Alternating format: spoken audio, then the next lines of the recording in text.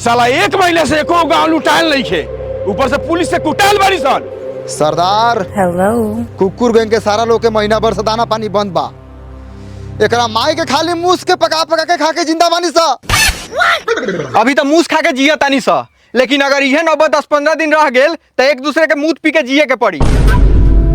अगर मुंह तो सूख जाई तो लाड़ चाटल जाई। ए हरामजादा कुत्ता के औलाद मर्यादा पार करत तारे। ई मत भूल कि कुकुर गैंग में एगो पिलियो बा। हाँ तब पिल्ली बारू तो 5 गो पिल्ला के बीच में मैनेज करही के पड़ी। मने भूखे यहाँ गार फाटे, नहायला चाहे स्विमिंग पूल। ए भी दुरिया तने ऊंच नीच सहबू तो हमनु कुकुर गैंग में रहबू। सरदार खाली बिदुरिये काहे डांटत तानी? कम से कम एउ सर्वस के समझे के चाहे कि ना कि गैंग में एगो जड़ जनानियो बा। बिदुरिया तोहर बहिन लगा लुका रे सरवा कि बीच में बोल के चिकन बनाता रे। बहिन ना रे सरवा, साली लागेला आ खाली हम ही मजाक कर सकतानी। अरे बाप रे बाप, तो तैका करता मजाक बाप के बेटा बारा तो मजाक।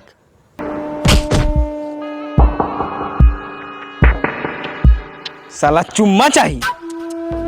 ए उठा के फेंक खराई में, गिद्दर खाई। आ चलो होशियारपुर गांव पर धाबा बोला जाओ। भाग सरवा, चुमा के चक्कर में गार लिवा ले।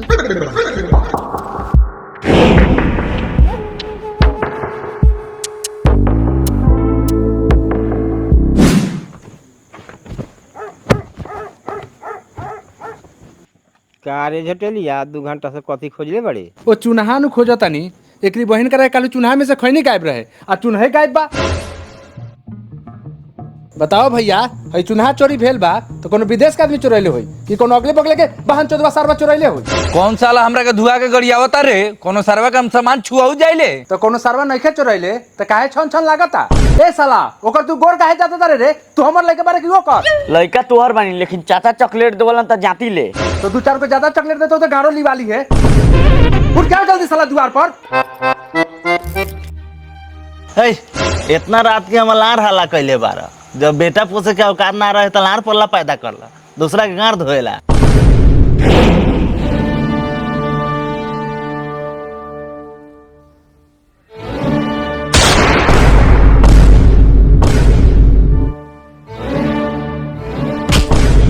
बिना पूछले फायरिंग काहे करे रे सरवा? ए लार हमर गोली के कमी है क्या मर दे।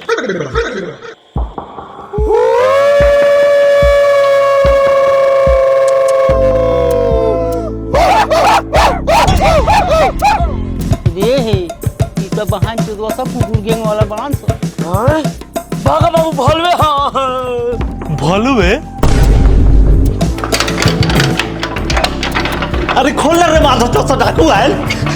सरदार अब भूखला से काम ना चली, गांव में ढुकला से काम चली। चल एकरी बहिन करा के एक जोराहे से गोली मारल जाओ।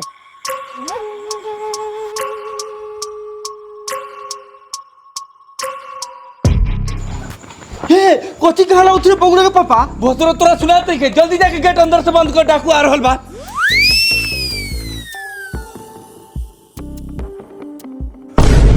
ए पागल दोगली हरामी के बच्चा, हमरा के बाहर छोड़ देले। यार जल्दी जल्दी सोना, जल्दी जा मेनू का।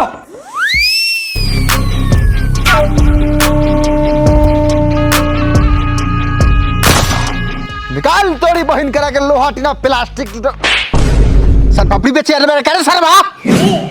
सॉरी बहन चोद हूं, मने झाड़ भरू की गलती पर तुरंते वार कर देता रे ना। अच्छा भेटो कोई एक कोरा में सुता के मार लेबो पूरा में। निकाल सोना चांदी गहना गुड़िया पैसा कौड़ी, ना तो उठा के ले जाम छौड़ा छौड़ी बहन की लौड़ी।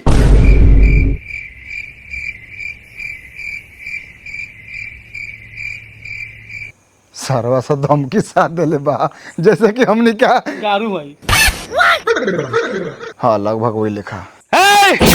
तोनी के निकलबे कि सब के घर में घुस के एक जोराह से गोली मारी। डरात कहने बारे सर हमने का डाकू है, ताकू ना। ताकू ताकू माने कथी? ताकू ताकू बोलता। ताकू ताकू ताकू ताकू ताकू ताकू ताकू कूता कूता ना।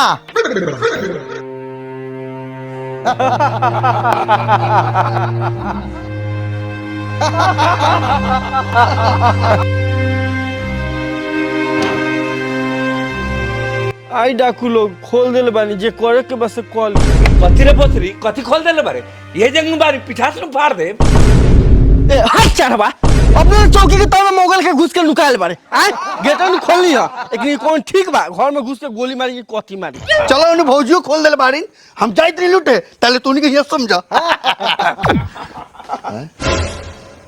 काफी लूटे जाता सरवा ही ई सरवा इज्जत लूटे के फिर में नहीं खेनी का जानी सरवा चुपा हो बा। ए घर में जितना कीमती सामान हो सब उठा के ले आओ ना तो तोरा के ऐसे उठा देबे ऊपर। अरे सब काम में तो नहीं के आगे रहा था रे तो हमरा के लाना पड़े बोले सरदार एगो गोली मार के हमें खत्म कर तो नहीं में सब बन जाई कोनो सरदार।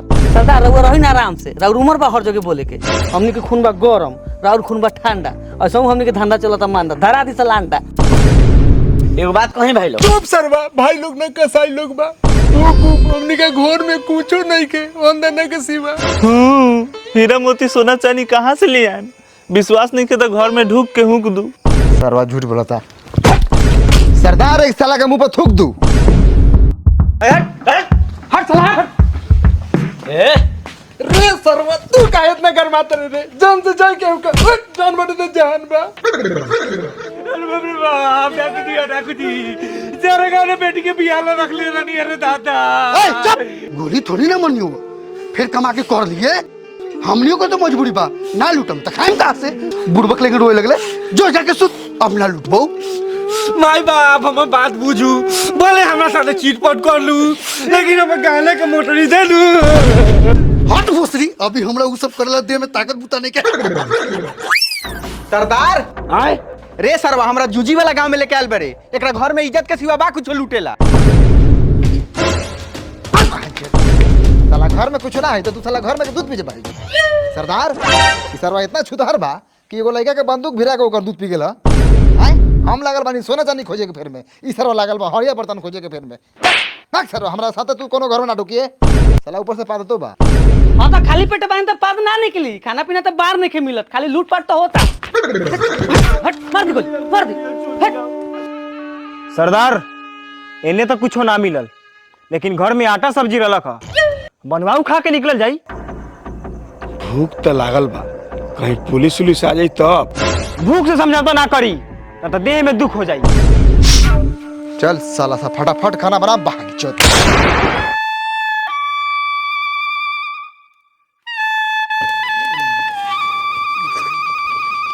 कहां पानी लेवा लोग खाना तो बढ़िया बा। तो का प्याज मरचा बा का दीदी। दीदी लोग प्याज मरचा कहाँ से होई हमनी से ना मांगा हमनी लोग मोट मोट मरचा बा हरियर। इनकर प्याज बड़ी भरका। भैया बकरी पठरू पोसले बानी। हाँ बानू 3-4 गो मोट मोट लमहर। सरदार चली सब उठाई बिहान खा पी के निकल जाई। सोना चांदी तई का लूट लेनी है भर पेट खाना खा लेनी है अब हम एकदम खुश बनी। तू खुश होबे हम खुश नहीं खी काहे तू काहे नहीं खुश मने तैका में के सोना लूट ली आ पेट खा के सोना ली खुश हो जाई ना। तो हमरा लेखन रह ना हमरा पास इनकम के सेकंड सोर्स बा। कैसे कैसे ट्रेडिंग करी ले बिनोमो पर एकदम ट्रस्टेड ऐप बा तोरा के ट्रेडिंग करके दिखाई। दिखाओ दिखाओ रुक दिखाई ले हाय देख देखी ग्राफ होखेला एमे हमनी के प्रिडिक्शन करे के रहेला कि ग्राफ अप जाई कि डाउन जाई तबे हमनी अच्छा अर्न कर सकतनी। अब हमरा लागत है कि ग्राफ डाउन जाई तो हम डाउन पे लगा देनी। अब हमरा 5 सेकंड तक वेट करे के बा। देख यहाँ पे हम अर्न कर लेनी। अब हमरा फैन लागत है कि ग्राफ अप जाई तो हम फैन अप पे क्लिक कर देनी। अब हमनी के 5 सेकंड तक यहाँ वेट करे के बा। देख हम फैन से अर्न कर लेनी। अरे वाह ई तो बड़ा बढ़िया बा लेकिन तू ही बताओ एमे डिपॉजिट विड्रॉ हम कैसे करम। और देख यहाँ पे तू डिपॉजिट कर सकता है। डिपॉजिट के बहुत सारा ऑप्शन बा यूपीआई पेटीएम गूगल पे फोन पे बहुत सारा ऑप्शन बा। तू कोनो ऑप्शन से एमे डिपॉजिट कर सकता है। और ये देख यहाँ पे मिलेला वीआईपी स्टेटस जहाँ पे तोरा सारा चीज मिली और यहाँ पे तू अपन पर्सनल मैनेजर ले सकता है जो तोरा के ट्रेडिंग में हेल्प भी करी। अच्छा एक डाउनलोड कहाँ से करम। डाउनलोड करे के बाद हमारा डिस्क्रिप्शन में लिंक बा वहाँ से डाउनलोड कर सकता है या फिर कमेंट पिन में लिंक बा वहाँ से डाउनलोड कर सकता है और तू भी रजिस्टर करके अच्छा अर्न कर सकता है। चल अभी एकरा के हम डाउनलोड करता कर। चल पहले घर लुटल जा। एकरी बहिन जो तो बड़ी कादो की छे पारस जी। हिसाबे से चलिएगा ना तो गिरने पर गारा फटने की संभावना है। अरे बाप रे बाप सरवा तो सारा चीज लूट के ले गेल रे दादा। बताइए बेचारा लोग रो गा रहा है, लगता है ये लोग का भी इज्जत लूट लिया है साला सो। दरोगा जी मुंह संभाल के, खाली घर लूटाइल बा। अच्छा बाले बच्चे आइए, नाम लिखवाइए, सरकार को बुझाएगा तो मुआवजा देगा। अरे सर चलिए ना, डरा कह रहे हैं हम, है ना। अरे बाप रे बाप, सारा धनवा लूट के तो डकुआ ले गेलै रे। अरे माई रे माई, हट दोगला के बच्चा, सुकून से रोवे दे। बताइए इधर भी रो रहा है लोग। ए हटिए, छोड़िए, मैं डकैती तो इधर हुआ है। आप लोग रोइए मत, डरिए मत, पुलिस आपके साथ है। दरोगा जी प्रणाम। दुखी है फिर भी खुश रहने का कोशिश कीजिए। डकैती भेल रात में आ तू दिन में लपड़ाई करे रहा, चुपचाप जात रख नहीं यहाँ से। है ऐसे हौसला बन के आइएगा तो हमारा हिम्मत टूट जाएगा महाराज। दांत चियरबा तू, चियरवा दी। गाय ऐसे बोलता रे सरवा, डकैतिया हम करा देनी है, आकि डकुआ सके हम भेज देनी है कि जा लुंगिया गंजी वाला के सहियार के गांव मरिया। दरोगा जी लुटाइल हमनी का बानी, रउआ काहे गरमा तनी, जब इतने गांव में दम रहल खता रात के आईती। सुना ना बुढ़ऊ, पुलिस से बड़ा टाइट बतुआता रहो। डकुआ कहित लुंगी खोल के लंगटे नाचेला तो नाचता, तबे बचता। डाकू से किसको डर नहीं लगता है। आप लोग सामान लिखवाइए ना, कथी कथी चोरी हुआ है हम समझे। दरोगा जी कपड़ा लाता खाना पीना बकरी पटर माल जाल सब लेके लिपुत रहा। अरे बाप रे बाप,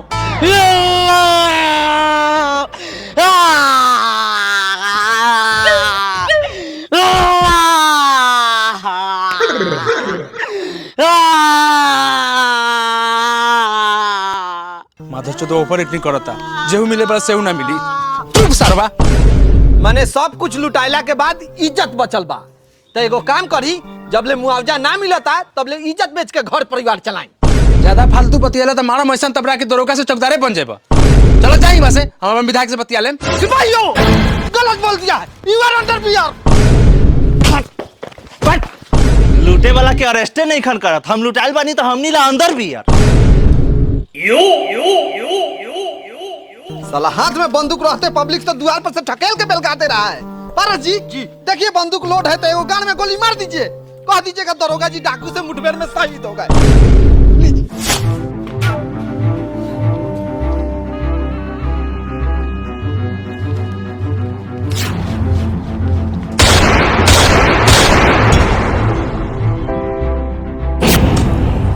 बाप रे बा, इधर सरवा कुकुर गैंग बा।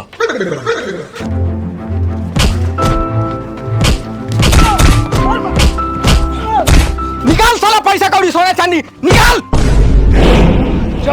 चारों बगल से पूरा गांव के घेर, अब मारत मारत सबने को छटकाते लेर।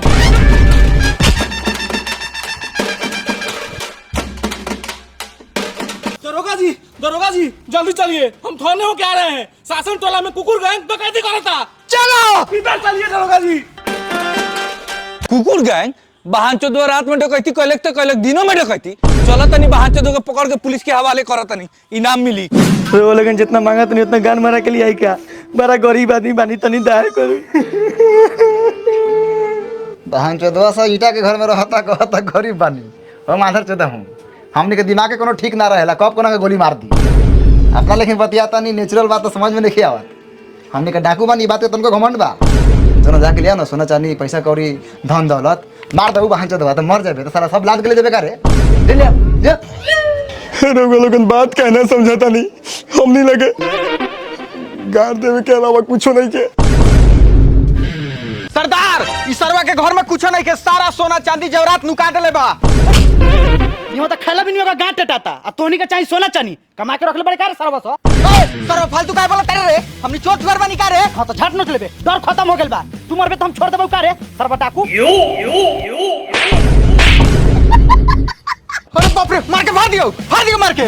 अरे साला रे, हाथ में बंदूक रखे ओकर माथा फरबे, सीधा गोली मार। एगो गोली रखा तो ऊपर फायर करवा देला, अब नहीं खे।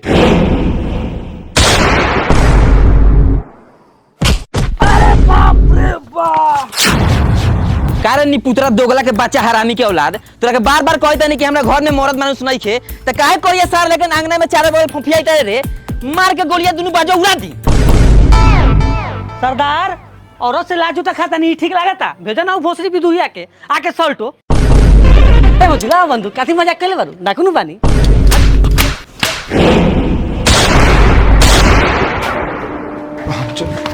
भागिए दीदी आसो तीन तो सांचो को गोली चलावता बाबे सरदार लोग में डरे नहीं के बिना बंदूक के कोनो कुछ देते नहीं के। चल लाश गिरावल जा, बिना लाश गिरले कोनो कुछ दी ना।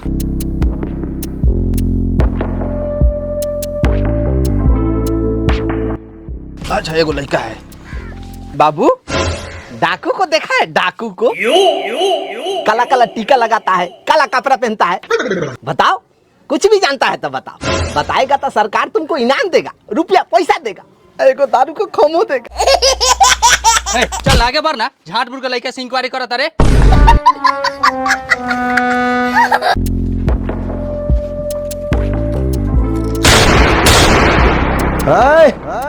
चुपचाप भला आदमी के बचा लेकिन जे घर में सो निकाल काहे कि अब हमनी के गांड पे बीक चढ़ गेल बा। दिमाग पे बोल सरवा बोले के दूर तब बार नहीं खे अड्डा कहती करबो कथी बोले रे माधरचोद मुंगलाट पेल दियो का रे कथी बोले तू कैसी बोल ले है तके घर दा बता घरवा ए सरदार तनी है के लोड करके देता भाई हाय लीला जाए लागत लियाल गहना गुड़िया डलिया में लो लो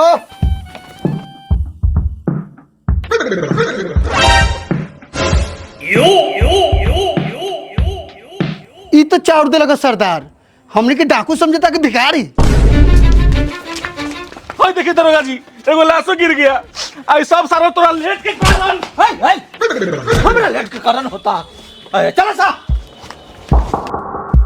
जाइए जाइए दौड़िए दौड़िए दौड़ते दौड़ते उसको बारह में ले आइएगा।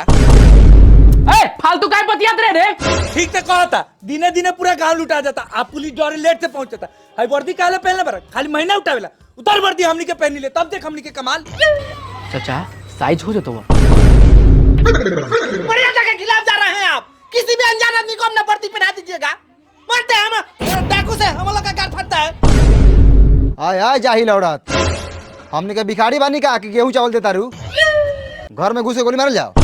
सरदार भागी भागी पुलिस आ गई बा अरे बाप रे बाप गोली चल गया फायरिंग कीजिए फायरिंग जा जा जा आगे बढ़िए डरना नहीं है बोले हम शहीद हो जाए आगे चलिए ना आगे पीछे कहाँ भाग रहे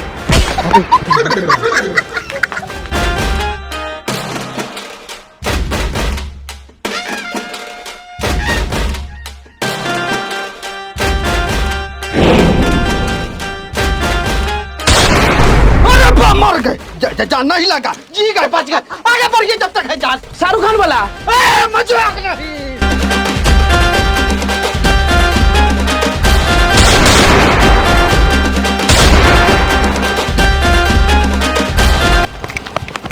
सरदार रे मार दे तोहर बंदूक का हो गेलौ देख के वजन गोड़ पार नहीं के साथ बंदूक के वजन का लाइन में देखो कारे काली चौरान तोहर बंदूक कहाँ हो देह में जान प्राण बाहर नहीं के बंदूक लानवा से उठाई ज्यादा बोलो तारे तू ज्यादा बोलो तारे मार दबो गोली पुलिस पर नहीं तोरा के समझ ले अरे ए कहां ले रे लुकारा नहीं है लुकार ले हा साला डरपोक टोनी का बड़का ढीठ बड़े तक काहे भागत रे सबके अपना अपना जान के डर हो खलई दरोगा जी दौड़ते दौड़ते मर जाम का सामने बस चलाई ना गोली अरे दौड़ते दौड़ते हाफ गए हैं अंगुली काम नहीं कर रहा है हमारा उंगली काम कर रहा है मार दे का रहिए ना आराम से हम लोग को जिंदा पकड़ना है सरदार पुलिस सामने आ गया है मुठभेड़ किया जाए भागो तो जान बचाओ डाकू घूम गया है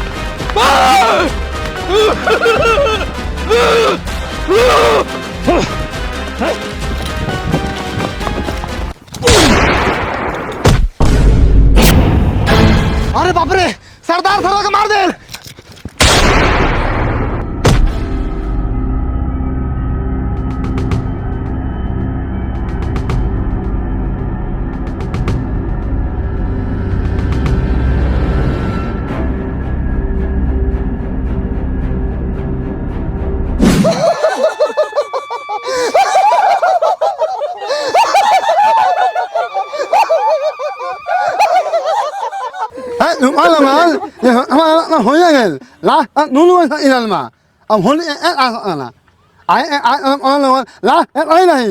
ये सब तो ठीक है बा मंत्री जी, लेकिन रउआ बात झाटो समझ में नहीं आवत। अरे यार समझा यार। अरे इनकरा कहे के मतलब बा चुपा लोगन होनी के डाल सकता, लाश तो दोनों तरफ गिरल बा, तो इनकरा कहे के मतलब बा लाश उठा के और जाके फूका लोगन। हाँ हिम्मल। रउआ बात रउआ चेला समझा देले बा मंत्री जी, लेकिन लाश फूके से पहले हई सरसा के गार में बांस दास के नाश करम, तबे ई लाश पास करम। का कुकुर गैंग। ए तनी तेवर काम कर, तोरा जैसन डाकू से हफ्ते हफ्ते जेल में अपन झाट छिलवाइले आ ज्यादा खीस बराइले तो अभी तहां 4 टेम्पू फोर्स उतार दे। ए फोर्स उतार चाहे कमांडो, हमर सर्व सरदार मरल बा, बदला तो लेबे करम। बदला के फेर में रहबे त पदला भी ना मरबे, हमर चौकीदार रखे मरल बहान छे दो लोगन। ए तोनी के तो खाली चौकीदार मरलो, बड़का ऑफिसर मरल रहती हो तो हमनी के छोड़ दे। सारे डाकू के अभी तक ले सफाई करते रहते। बेशक मंत्री जी सरवा बोलत तो ऐसे बजे से एकर सरदार यूपीएससी निकाल के डाकू के सरदार बना रहे, हमर चौकीदार तो सर के 2 लाख रुपया घूस दे के घुसा रहे। अरे रुकिए आप लोग, यहाँ ना डाकू मरा है ना पुलिस वाला मरा है, यहाँ में 2 इंसान मरा है और आइए नाश्ता निकालिए। मने यहाँ दू गो लाश पड़ल बा, ओकरा के बिना फूकले हमनी का नाश्ता कर ली। मने रउआ चक्कर में हमनी धर्म नाश ली ना। अरे इनकरा कहे के मतलब बा ना पुलिस मरल बा ना डाकू मरल बा, 2 गो इंसान मरल बा, बीच के रास्ता निकाला लोगन। हां त रास्ता बनवावल निकालल नेता लोग के काम बा, डाकू लोग के ना। अरे यार बोलो, अरे यार मसाला सुना। मंत्री जी रउआ हम बात समझ गए बनी, रउआ बीच के रास्ता निकाले के चाहतनी ना, तो रास्ता हमारा जूझ में निकालम कि हमारा मरलका सरदार के सुतलका लाड़वा में है। सारा सके अभी तेवर काम होता। बोले दे, खसी कटे से पहले बहुत में मिया ले। दोनों आदमी आन हो सुन लो, डाकू हमारा अपने माँ, पुलिस हमारा अपने माँ, अभी मारे होने डाकू जाने और सुना होने तो पुलिस जाने, तो आपसी विवाद मत और लोगों नाच में ठीक मानू।